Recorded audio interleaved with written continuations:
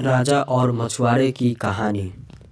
बहुत साल पहले अंग देश में एक राजा राज करते थे। उस राज्य के पास एक बहुत खूबसूरत तालाब था जिसमें कई सारी मछली हुआ करती थी।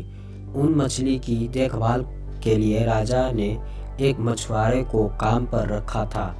उस मछुआरे का स्वभाव बहुत अच्छा था। वह राजा के सभी आज्ञा का पालन करता था।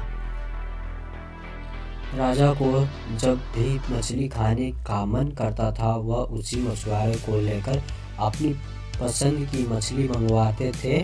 मछुआरा हर बार उनके लिए बेहद स्वादिष्ट मछली लेकर आता था। एक दिन राजा के मन में यह सवाल आया कि भला हर बार यह इतनी स्वादिष्ट और बढ़िया मछली कैसे पकड़ सकता है।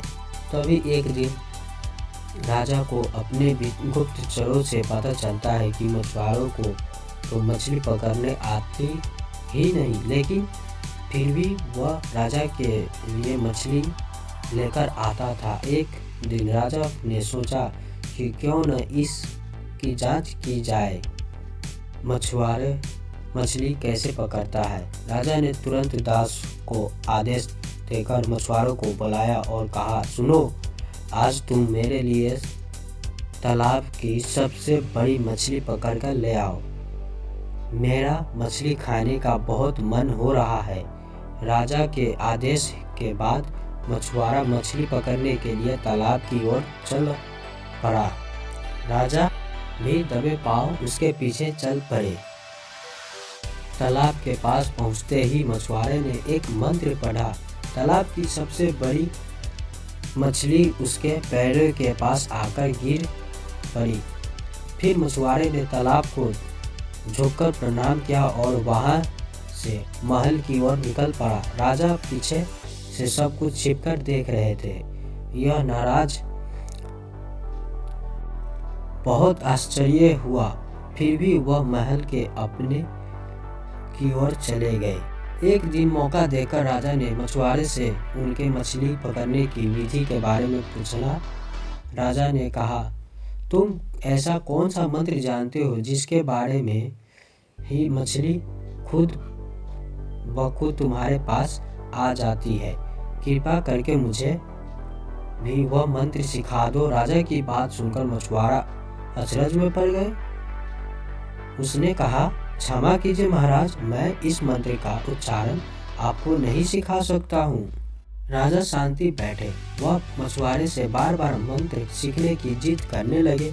अंत में मछुआरा मजबूर हो गया और उनके राजा को वह मंत्र सिखा दिया। मंत्र सीखने के बाद एक दिन राजा तालाब के किनारे अकेले गए और उस मंत्र का उच्चारण किया। तभी एक मछली उनके पैर के पास आकर गिर पड़ी।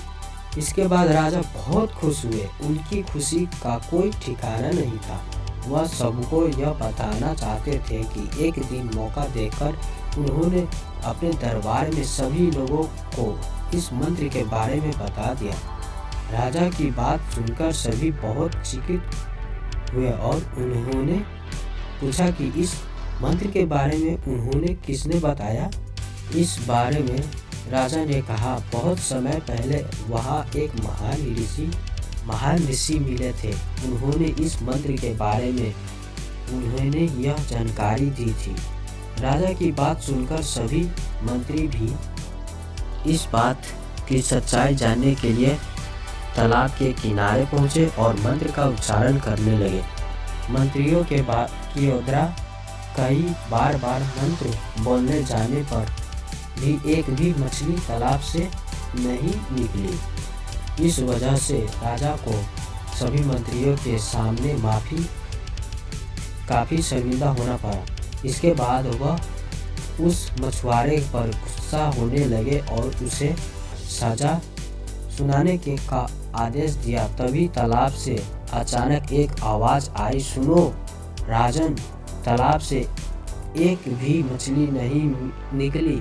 इसमें मछुआरे का कोई दोष नहीं, बल्कि इसमें गलती तुम्हारी है। तुमने अपने गुरु को गुरु नहीं माना जिसने तुम्हें यह मंत्र सिखाया, इसलिए मछली तालाब से नहीं निकली।